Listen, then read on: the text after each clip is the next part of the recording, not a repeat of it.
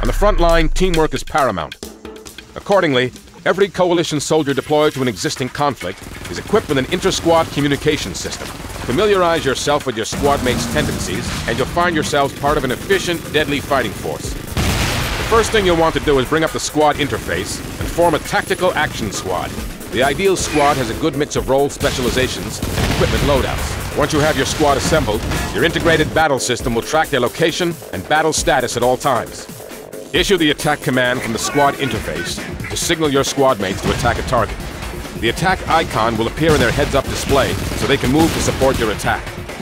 If you find yourself on the defensive, you can issue a defend command via your squad interface. In the chaos of battle, it is very easy for squads to become separated. The best way to get your squad mates back in formation is to issue a regroup command from your squad interface. Their objective indicator will follow your position. Your squad mates should make best speed to get to your location. The key to a successful squad is decisive action by the squad leader and immediate cooperation from squad members.